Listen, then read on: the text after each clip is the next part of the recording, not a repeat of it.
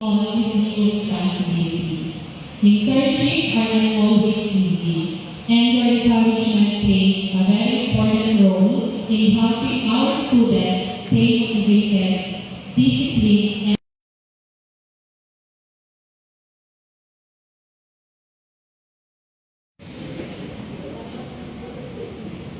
and our guest and honor speaker began his journey right here at Pakistan State University in Lane Campus, where he graduated with a Bachelor of Science in Information and Communication Technology in 2012. During his time as a student, he showed exceptional academic prowess, earning a grade of 1.0 in search engine optimization and a 1.35 in speech communication. But his journey did not stop with technology. He pursued the field of law at the Freeman University of Pakistan, becoming a bar passer on his first day last September 2025 and passing the bar exam on January 2025. Currently, he serves as the Labor and Employment Officer 3 at the Dole Central Pakistan Field Office. Beyond his professional titles, he is a former feature writing champion, a civil service professional level passer, and a leader who has bridged the gap between the technical world and the ICT and the rigorous world of law. Candidates, students, interns, parents, guardians, please join us in welcoming a source of great pride of our institution, of our BSIT program, our guest of honor speaker, Attorney Pablo Ferrer Trujillo Jr. Let's give him a warm welcome.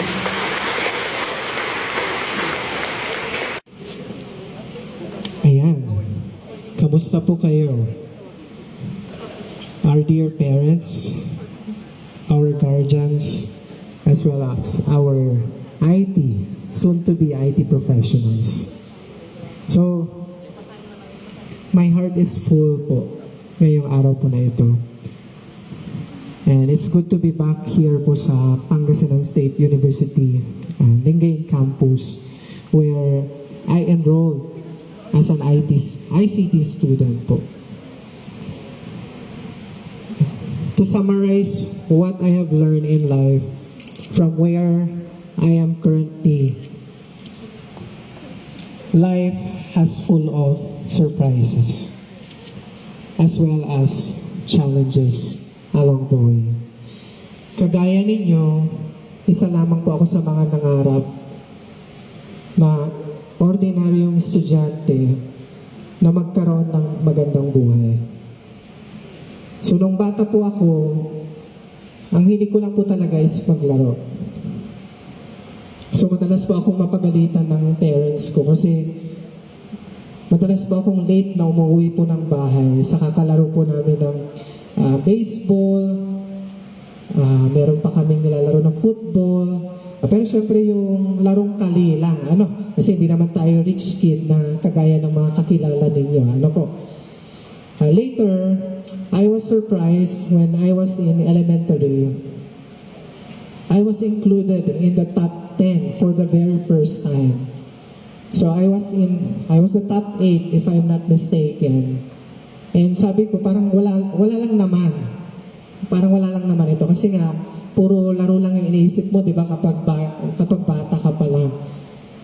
And then later on, before graduating in my elementary, out of all these several brilliant students, mga kaklase ko po na napakagaling, only 5 will be, recognized, di ba? Usong-uso pa yung mga valedictorian, salutatorian, first honorable mention, second honorable mention. And I was surprised that I was the third honorable mention.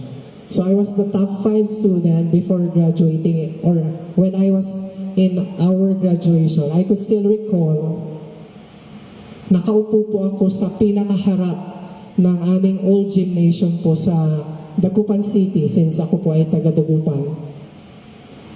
And I could still recall, probably the valedictorian, the salutatorian, first honorable mention, and second honorable mention might have been intimidated at me when the organizers asked me to sit down in front of the gymnasium and at the middle.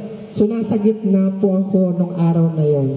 So I could not blame po yung mga organizers that day.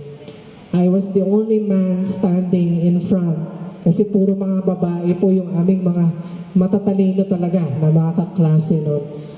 So tinayo ko po mga kalalakihan ang ating bandera nung araw na yon dahil ako lang po ang nakatayo sa pinakharapan at pinapaupo pa po ako sa pinakagitna.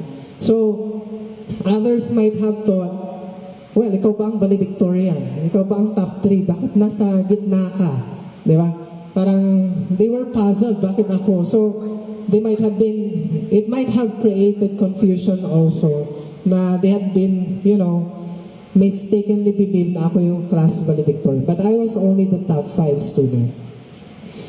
Probably you might ask, were you pressured, sir?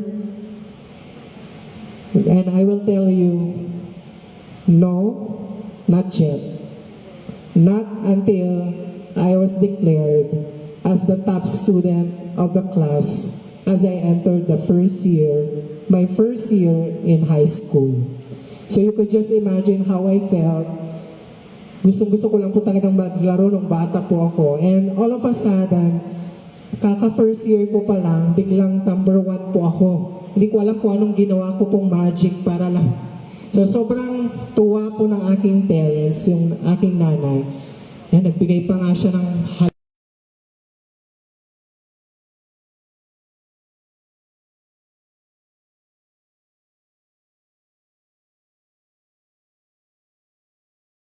punong araw na yun. And I could still remember what I had said to her. Sabi ko, Ma, sana hindi mo na sana ginawa. Kasi baka mamaya isipin nila, sinuhulan natin yung ating mga teachers na nandito ngayon, sabi ko. Pero I know that my mom was so proud to me that day. So, what happened next was, I was so surprised that fast forward, after I graduated in high school, and I'm so sorry I could not discuss to you all of my experiences. Pinili ko lang po talaga yung mga, I think makakatulong po sa inyo. Ano po? So fast forward in college, I also have several fun memories, especially in studying. Kasi gusto ko lang naman po talagang mag-aaral. I was not expecting for any recognition. Though I was not able to receive, Latin honors as summa cum laude or magna cum laude. One experience that I had here in PSU Lingayen was when one of our major subjects, I think si Sir, not sure kung anong pangalan na ni Sir yung aking professor that time, he announced one time, because we had a midterm examination that time. We were so surprised when he announced that all students failed his examination. So lahat bumagsak sa examination niya. Except one, Mr. Joquino. And wala ba kayong mga kamay?